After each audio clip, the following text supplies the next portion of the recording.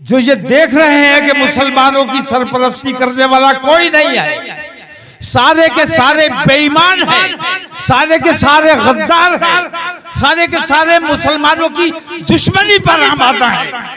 इसके बावजूद लोगों का ये तरीका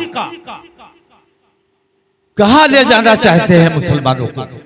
ये पैगाम आपको आगे पहुंचाना है। जहां जहां आपके अजीज व अकारीब हो, दोस्त अहबाब हो, ताल्लुकात हो, फोन में जितने आपके नंबर हो, सबको ये कहना है कि हमें दिल्ली कूच करना है और नरेंद्र मोदी के इस्तीफे तक तौकीर तो बैठेगा। तुम आओ या ना आओ, इंशाअल्लाह तौकीर या तो जान जाए या नरेंद्र मोदी जाए। इसमें से दूसरा कोई तीसरा कोई रास्ता नहीं है। अगर साथ दोगे तो हम जल्दी और आसानी से बात मनवाने में कामयाब हो जाएंगे। बिस्मिल्लाहिर्रहमानिर्रहीम।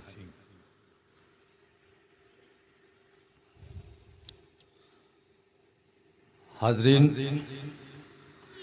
तकरीर तो हमें हज़रत मौलाना उबैदुल्लाह खान साहब की सुननी है।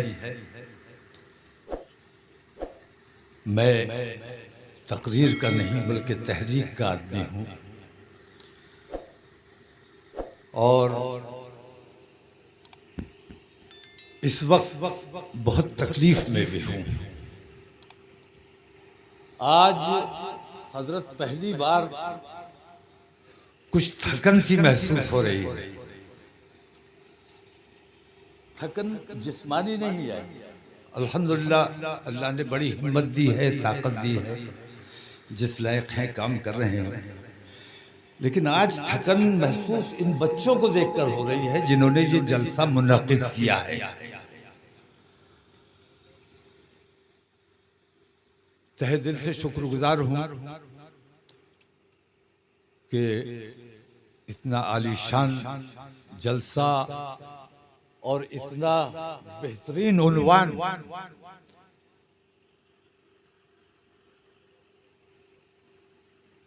अल्लाह तबारक तआला इनकी मेहनतों को, इनकी काविशों को कबूल फरमाए।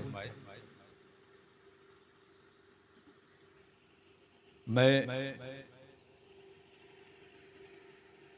तकलीफ इसलिए महसूस कर रहा हूँ कि इत्तेहाद मिल्लत का काम पिछले तकरीबन 25 साल से मुसलसल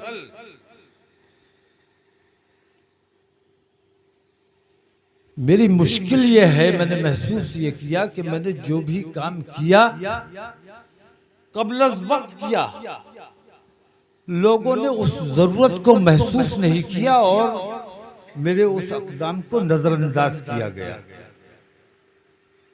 आज मुल्क के जो हालात हैं, इन हालात को हमने उस वक्त महसूस किया था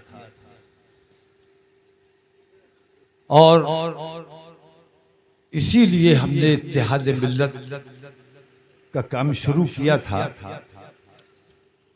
लेकिन इत्तेहाद मिल्लत कुछ लोगों को ऐसा महसूस हुआ कि उनकी दुकानें बंद होने की नौबत आ जाएगी। जो मसलक खेलने का काम करते हैं, उन लोगों को अपना वजूद खतरे में महसूस हुआ और तकरीबन दोनों जानिब से मुखालफतें शुरू की गई। इस इत्तेहाद में लोगों ने अपना नफा और नुकसान तलाश करने की कोशिश की।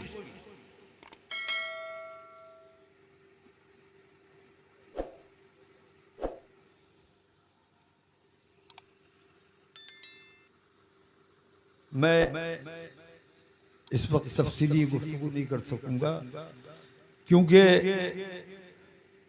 आज के मुल्क की जो हालात हैं बहुत तकलीफ का वक्त है।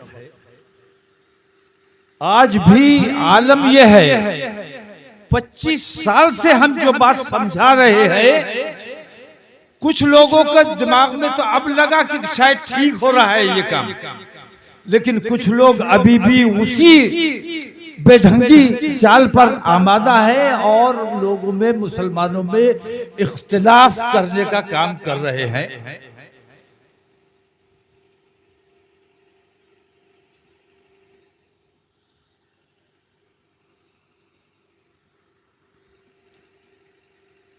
मैंने आज तक जो कुछ भी किया है, मुझे ये महसूस होता है कि मैं उन तमाम अपने कोशिशों में पूरी तरह से नाकाम हूं, क्योंकि आज भी ऐसे लोग मौजूद हैं जो मुल्क के हालात देख रहे हैं, जो ये देख रहे हैं कि मुसलमानों की सरपरस्ती करने वाला कोई नहीं है, सारे के सारे बेईमान हैं, सारे के सारे गद्दार हैं, सारे के सारे मुसलमानों की दुश्मनी पर आमादा है। इसके बावजूद लोगों का ये तरीका कहां ले जाना चाहते हैं मुसलमानों को, क्या करना चाहते हैं। इत्तेहाद मिल्लत के हवाले से मैं सिर्फ इतना कहना चाहूंगा कि इत्तेहाद मिल्लत की कतई कोई जरूरत नहीं है, क्योंकि मैं पूरा मुल्क देख रहा हूं, पूरा मुल्क घूम रहा हूं, और मैंने ये देखा है कि इत्तेहाद मिल्लत अल्हम्दुलिल्लाह पूरी तरह कायम है अवामी तौर पर। जब भी कुरान अज़ीम की कहीं बेहुरमती हुई, रसूल आज़म की शान में गुस्ताखी हुई, न कोई छोटा रहा न बड़ा रहा, न कोई बरेलवी रहा न देवबंदी रहा, तमाम मुसलमान बनकर एक और नेक बनकर सड़कों पर आए और एहतजाज करने का काम किया। अगर इत्तेहाद मिल्लत की जरूरत है तो इन उलमा में इत्तेहाद की जरूरत है, ये उलमा हमें तक़सीम करने का काम करते हैं। अगर इन उलमा का इत्तेहाद मुमकिन हो सका, मैं तो इत्तेहाद मिल्लत की बात करता हूँ अल्हम्दुलिल्लाह, और करता रहूंगा, क्योंकि ये सवाब का काम है, अल्लाह तबारक व तआला का हुक्म है, रसूल आज़म का हुक्म है। हम अल्लाह का काम समझ कर करते हैं, और जो अल्लाह का काम करते हैं वो सवाब दारैन का काम करते हैं।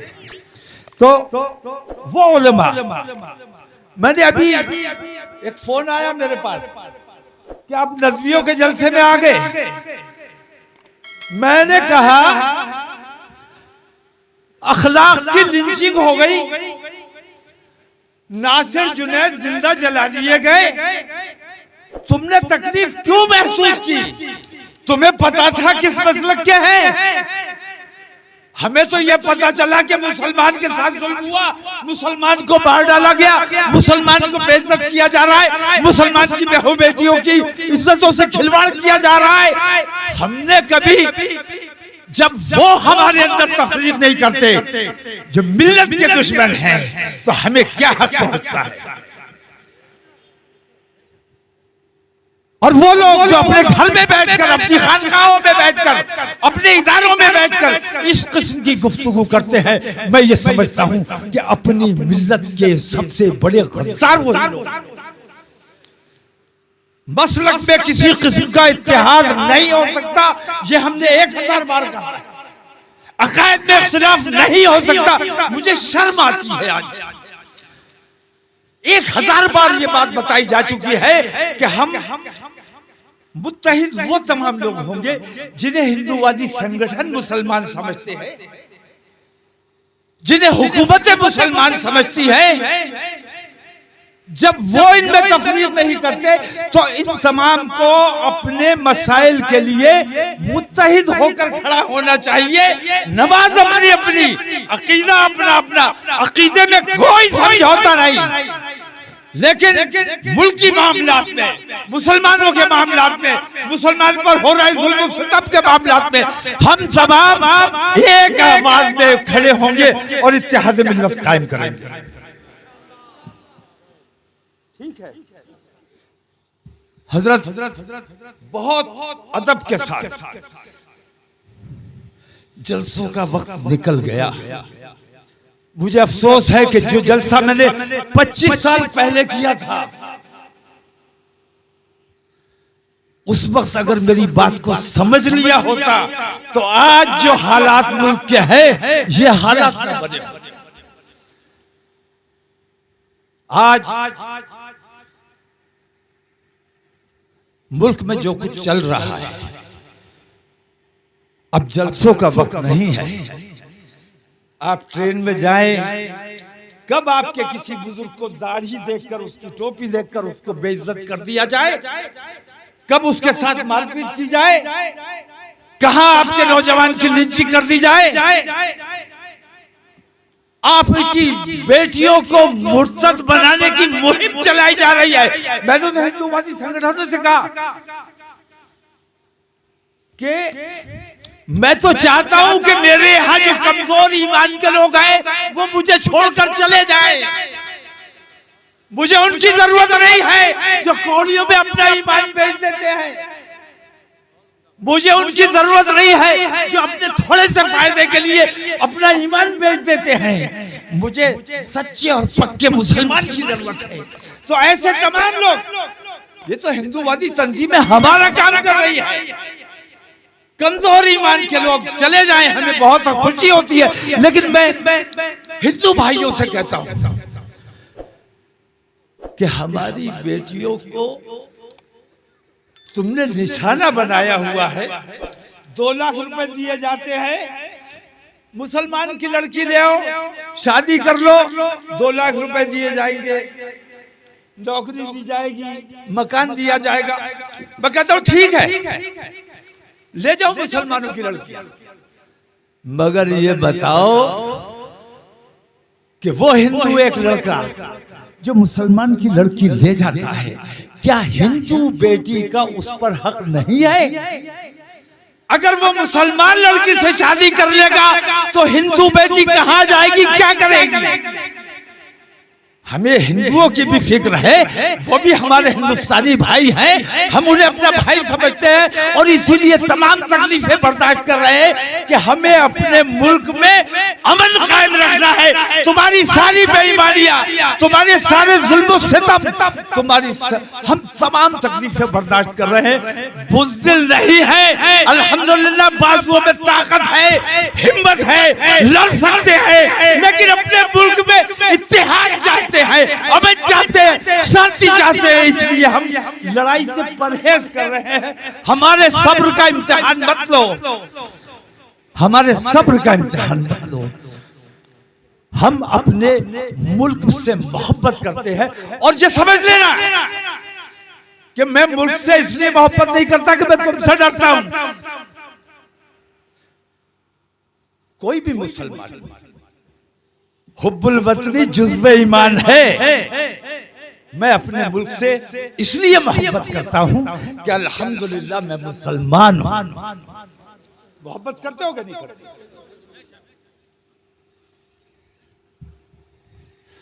तो मैंने अभी अर्ज किया,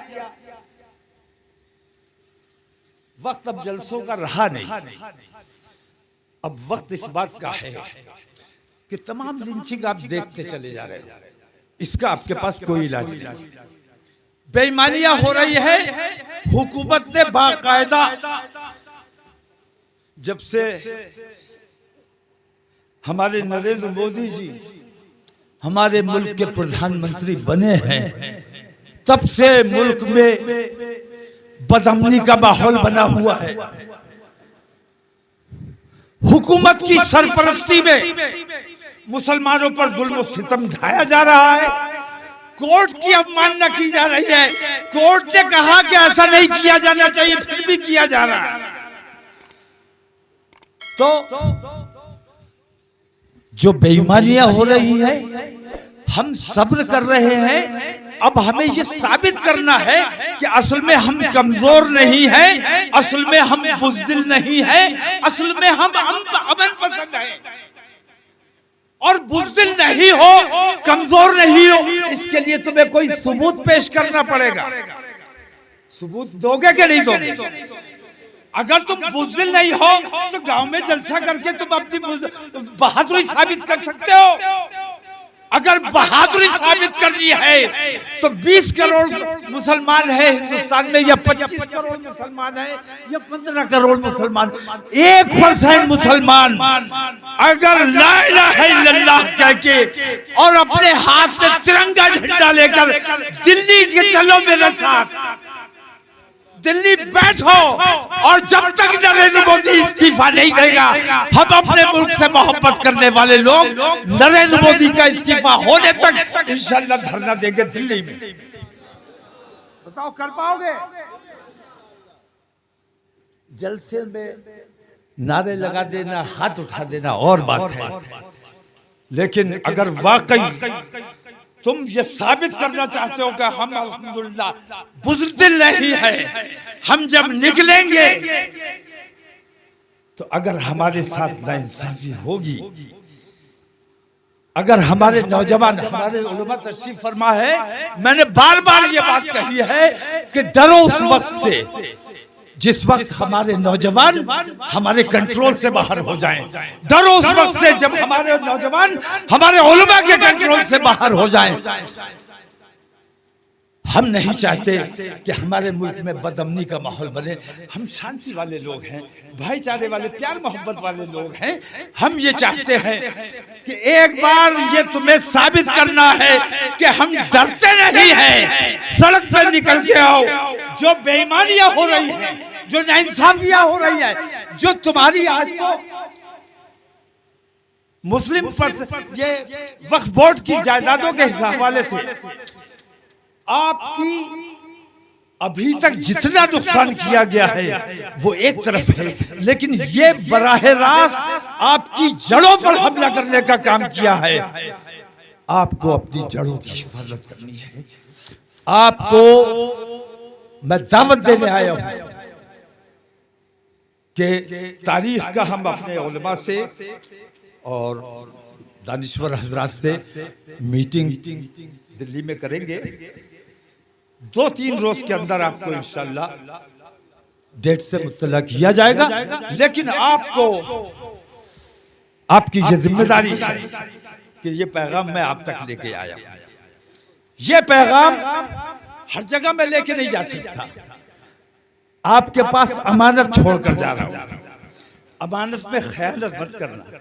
ये पैगाम आपको आगे पहुंचाना है। जहां जहां आपके अजीज व अकारीब हो, दोस्त अहबाब हो, ताल्लुकात हो, फोन में जितने आपके नंबर हो, सबको ये कहना है कि हमें दिल्ली कूच करना है और नरेंद्र मोदी के इस्तीफे तक तौकीर तो बैठेगा। तुम आओ या ना आओ, इंशाअल्लाह तौकीर या तो जान जाए या नरेंद्र मोदी जाए। इनमें से दूसरा कोई, तीसरा कोई रास्ता नहीं है। अगर साथ दोगे तो हम जल्दी और आसानी से बात मनवाने में कामयाब हो जाएंगे। और अगर तुमने लापरवाही की, जैसे आज तक करते रहे हो, जो काम 25 बरस पहले होना चाहिए था वो आज कर रहे हो, अगर लापरवाही करोगे तो फिर 25 साल और रोना पड़ेगा। जज़ाकल्लाह। और कुछ कह दें? छोड़ दे। अब एक सुनिए, मैंने अभी कहा ना कि मैंने हर वक्त, हर मौके पर मैंने अपनी कौम को जो पैगाम दिया, क़ब्ल वक्त दिया। जब मैंने महसूस किया कि आने वाले वक्त में ये होने वाला है, अल्लाह तबारक तआला ने इतनी अक्ल दी है, इतनी समझ दी है। लोग भी समझते होंगे, लेकिन मैंने महसूस किया जब इंटरनेट शुरू हुआ था हज़रत, जब इंटरनेट शुरू हुआ, मैंने बार बार ये बात कही कि अपनी बच्चियों को मोबाइल से दूर रखो। अपनी कमसिन बच्चियों को मोबाइल से दूर रखो। मोबाइल ऐसा शैतान है जो कान से घुसता है तो दिल में जगह बनाता है। मोबाइल के जरिए आपकी बेटी आपके सामने तो है, लेकिन मोबाइल के जरिए वो किसके रास्ते में है पता नहीं। लोगों ने मेरी तवज्जो, बात पर तवज्जो नहीं दी। और मैं देखता हूँ कि मेरे पास बहुत से मुकदमात आते हैं, पंचायतें आती हैं, और मैं देखता हूँ कि उन सब की जड़ में सिर्फ मोबाइल है। जो हमारी बेटियों को मुर्तद करने का काम कर रहा है वो मोबाइल कर रहा है। तो हम जिस वक्त जैसी जरूरत पड़ी है हमने अपनी खिदमत पेश की है। और आज आपसे मैं इतना वादा लेकर जाना चाहता हूं कि तारीख का ऐलान होगा, आपके इल्म में आ जाएगी। उसके बाद आपकी जिम्मेदारी है कि उसमें कैसे शिरकत करनी है। हमें पूरे मोहब्बत का, हुब्बुल वतनी का सबूत देना है। हमने अमन और शांति का पैगाम देना है, भाईचारे का पैगाम देना है। और अपने मुल्क की मोहब्बत की वजह से मैं इसलिए नरेंद्र मोदी का इस्तीफा नहीं मांग रहा हूं कि वो मुसलमानों के दुश्मन हैं, बल्कि मैं ये मांग इसलिए कर रहा हूं कि वो मेरे मुल्क को नुकसान पहुंचाने का काम कर रहे हैं और मैं अपने मुल्क से मोहब्बत करता हूं। बताओ करते हो कि नहीं करते हो? जो वो तमाम लोग जो अपने मुल्क से मोहब्बत करते हैं, अब उनकी जिम्मेदारी है कि हमारे मुल्क को जो नुकसान पहुंचा रहा है उसके इस्तीफे के लिए दिल्ली कूच करना, ये आपकी जिम्मेदारी है। आपको ये पैगाम मेरा भरोसा कर लूं, बस इन्हीं अल्फाज के साथ, बहुत माजरत के साथ, कहीं मुझसे लफ्जिश हो गई, मुंतज़िमीन जलसा को दबाव में लेने की कोशिश की गई। मुझे लोग कहते हैं कि मैं सियासी आदमी,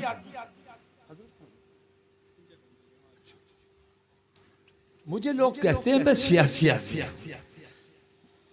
मेरा अल्लाह जानता है कि मैं सियासत नहीं करता, मैं सिर्फ अपने मिल्लत की तक़वियत का काम करता हूं। सियासत अगर करूं तो एमएलए बन जाऊं, एमपी बन जाऊं, मिनिस्टर बन जाऊं, और बिना तुम्हारे पास आए, बिना ये पसीना बहाए सब कुछ हासिल किया जा सकता है।